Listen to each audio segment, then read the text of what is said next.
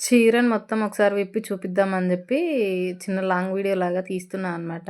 షార్ట్‌లో ఎట్లా అనిపిచ్చిందో ఏంటో అని జెప్పి మళ్ళీ ఒక లాంగ్ వీడియో తీద్దాము అంటే లాంగ్ ఏం గాదు. 3 మినిట్స్ అట్లా ఉందనమాట.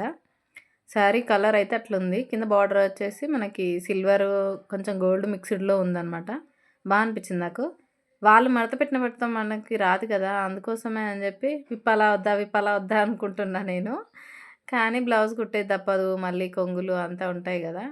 విప్పితే సరిపోద్ది అని జెప్పి విప్పిన. కాపోతే నాకు వీడియో కొంచెం దూరంగా పెట్టి తీస్తే కొంచెం క్లారిటీగా కనిపిచ్చేదేమో. పైనైతే చిన్న బార్డర్ ఇచ్చారు.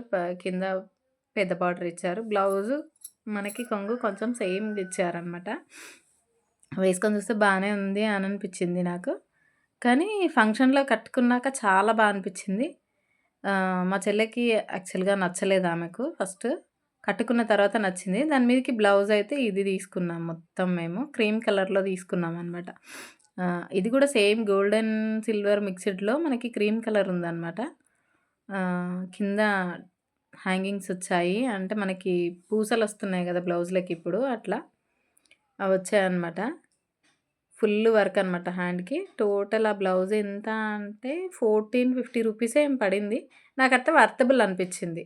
రాధా కలెక్షన్స్‌లో ప్రతి ఒక్కరికి వర్క్ బ్లౌజ్ ఏసుకోవాలని ఉంటది. కానీ ఏపిచ్చుకునేటప్పటికి 5000, 6000 అంటారు.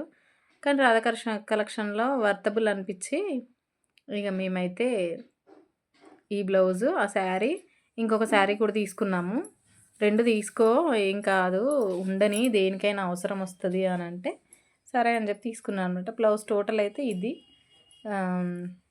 చూపిస్తున్నా చూడండి 2 హ్యాండ్స్, నెక్, ఫ్రంట్ వచ్చింది. స్టిచ్చింగ్ చేశాకైతే వీడియో తీయలేదు. మేబీ నేను ఆ శారీని పేరప్ చేసి మీకు చూపిస్తా త్వరలోనే.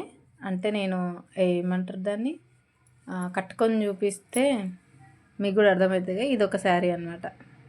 లావెండర్ ఫుల్ ట్రెండింగ్‌లో ఉన్నాయి కదా! తీసుకో ఏం కాదు ఉండని శారీ అని అంటే సరే అని చెప్పి తీసుకున్నా ఇది కూడంగా.